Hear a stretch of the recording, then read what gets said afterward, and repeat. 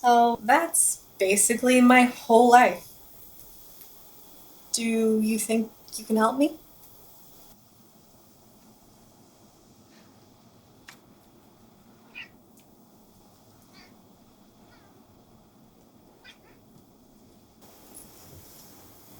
Yeah, this isn't gonna work.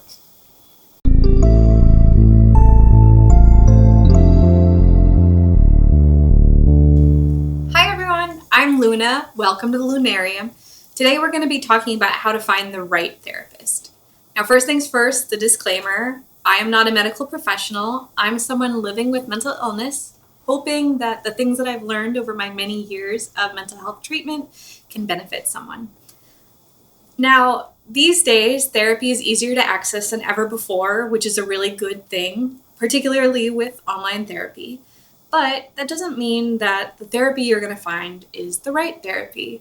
And in order to get the help that you need, you're going to need to find the therapist who's going to work best for you. Step number one is to recognize that you could benefit from therapy. Now, most likely, if you're watching this video, you can pat yourself on the back. That step's already done. Step two is to do a self-reflection. Think about why you think you could benefit from therapy. If there are any behaviors that you're struggling with, if there's any events from your past that you find yourself ruminating over, if there are relationships that are causing you distress, anything at all, write these things down. Then set that list aside. You're going to use that later. Step three is research. You can always start with a Google search. Ask friends and family for a recommendation. You can ask your general practitioner or any mental health professional you might also be working with. I always like to start with Psychology Today's website. That's not sponsored, by the way. I just really do use their site. I like Psychology Today's website because they allow you to search for therapists in your area based on key characteristics or areas of expertise.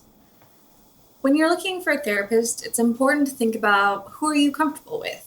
Does the person's gender matter? Their age? I, for example, can only work with someone who's comfortable with LGBTQ plus issues and patients. Maybe it's important to you to have a therapist who's understanding of your spirituality or religion. Anything about your life that's going to be an important part of working through whatever it is that you're going to therapy for is something to keep in mind when you're choosing a therapist. It's also important to think about how much does a therapist charge? Do they accept your insurance? What is the copay? Do they have a sliding scale for people with low income? It's especially important to be looking at these things and figure it out before you schedule an initial appointment so you don't have any surprises or fees that you can't pay at the end of the appointment, especially if you need to have a few initial appointments to find the therapist who's going to be right for you. Now, there's a difference between a therapist, a counselor, a psychologist, and a psychiatrist. By the way, in this video, when I talk about therapists, I'm using this as an umbrella term for counselors, therapists, and psychologists. Not all therapists practice therapy the same way. There are many different kinds of treatment out there.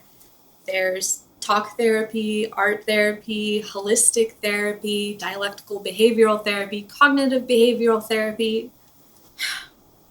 Look, to be honest, I was going to do this bit where I listed off all these different kinds of therapies as the video got faster and I played that VHS fast forwarding sound in the background. But I don't really want to look all that up right now. And also I don't want to make light of anything that could actually be helpful to someone. So if you'd like to see me do a video on the different kinds of therapies, let me know in the comments down below. Step 4 is to contact any potential candidates. To be honest, this is my least favorite step. Social anxiety is real, but unfortunately, actually speaking to people is necessary. When you're reaching out to someone, if you get their voicemail or if you're just leaving an email, use just a short message. Say your name, that you're looking for a therapist, and you're wondering if they have any potential openings.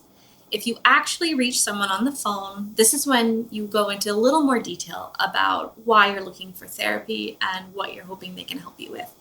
Remember that list you made earlier? This is when you're going to use that. Now, any good therapist is going to ask you questions before you set up an initial consultation with them. They should ask about any previous mental health history, about any diagnoses, about anything that you are looking for, because they are also going to want to see if they are best for you. Something that surprised me a lot the first time that I was looking for therapists is that sometimes people just don't call you back when you leave a message. Unfortunately, this is part of the process, and try not to take it as a rejection. Therapists are busy, and if they don't have any openings, they might just think it's easier to just not call you back. They're wrong, but that just means that they weren't right for you in the first place. Remember when you are scheduling an initial appointment with someone to make sure you know what you're going to pay for that session and if they accept your insurance. Also, make sure you know if they have a cancellation fee, and if so, how many hours notice you need to give in advance. Particularly if your schedule can be chaotic, if you have health reasons why you maybe can't show up all the time to a certain time. Maybe you have kids and you don't know what's going to happen from one day to the next. If you have a special circumstance that means that you may not always be able to meet at the same time guaranteed, maybe someone who charges you for the full session if you cancel that day isn't the right therapist for you. Make sure that this person feels good to talk to, even just in brief exchanges. Do you feel respected and paid attention to when you talk to them on the phone, even just to schedule an initial appointment? I once had a therapist who seemed tired and confused when I spoke to her on the phone for the first time, and I ended up seeing her for a year and a half, and our entire time together, she always seemed tired and confused. She was not the right therapist for me. Now, let's say you've made contact with someone, everything seems like it's a good fit, and you get a good feel from your brief communication with them. This is when you're going to set up an initial appointment. If you've never been to therapy before, maybe you're wondering what that initial appointment is going to be like. It's really just a get to know you, albeit a really intimate get to know you. I, at this point in my life, have had so many initial appointments with therapists that I kind of think nothing of spilling my entire life story to a stranger. But for many people, that can be really intimidating, but it doesn't need to be. Any good therapist is going to respect your boundaries. If you don't want to tell your entire life story in the first session, just say so. Therapy is all about you and what you need.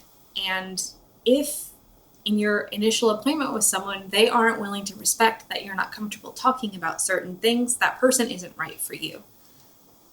This has led us secretly to step 5, which is trust your gut. Really, therapists are just people, and this means that sometimes you're going to connect with some people in ways that you just aren't with others. Your therapist is not supposed to be your best friend, but you do need to feel completely comfortable in their presence talking about things that are really vulnerable and personal. If you just don't like their demeanor, if you don't like the way that they take notes and don't even look at you in the eye while you're talking, it can be really small. It's just a personality thing. Then that therapist isn't right for you. Okay, personal anecdote alert. I once had a therapist who took notes the entire time I was talking. Like, she didn't look into my eyes once the entire session. I have a really hard time talking to someone if they're just doing this the entire time. Really, I should have trusted my gut in our first session and not continued to see her, but I was in a really bad place in my life and I just really needed a therapist. Now, fast forward to a month and a half into seeing her, and she didn't know that my mom died. A major event in my life that I definitely talked to her about in our first session. Like, what are all of these notes for if you can't remember something really fundamental about me? I stopped seeing her that day. I really should have trusted my gut. The thing is, it can be really intimidating to kind of challenge someone who has this position of authority, especially with all of the education and training and experience that's necessary to become a therapist in the first place. But really, you're hiring a service. therapy is a service. If you don't feel that this service is meeting your needs, it's so okay to find someone new. You're not being rude or being too picky or, rejecting someone. You're just finding the person that's right for you. Really, your gut is so important in finding that person who's going to get you enough that they can help you through whatever it is that you're seeking therapy for. What's really challenging about an initial therapy appointment and really the next few months is you're building a relationship with someone. So you're not going to click right away. It can be really hard to tell just from one appointment if this person is really right for you. You may need a few appointments before you realize that you just don't quite feel comfortable with someone, and that's okay.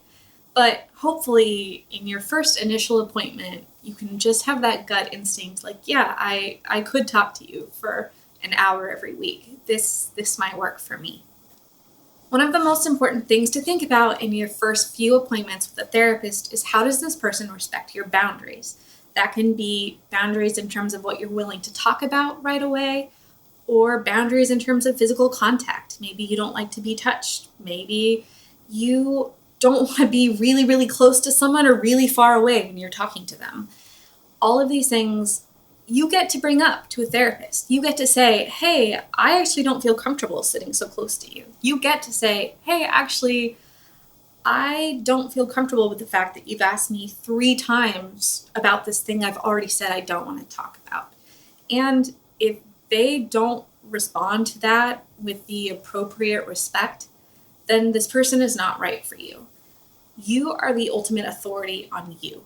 You get to decide how your therapy goes. Your therapist is there to help you. You don't need to go along with something if it makes you uncomfortable.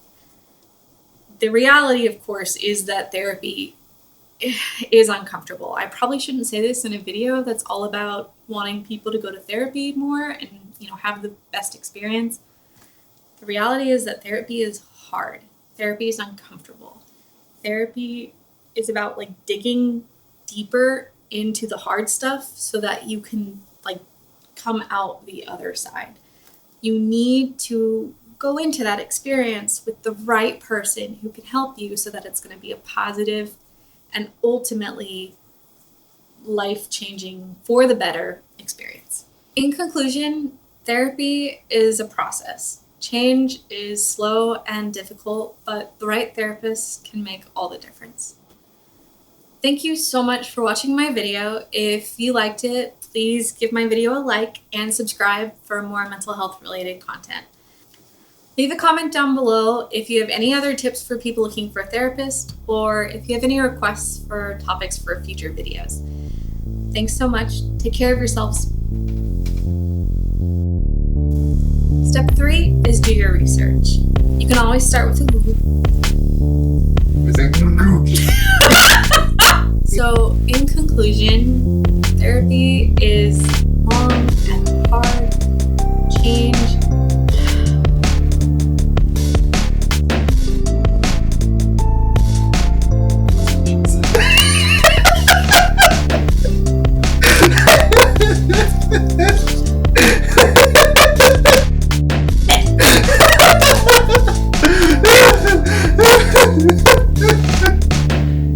So in conclusion, my girlfriend is 12.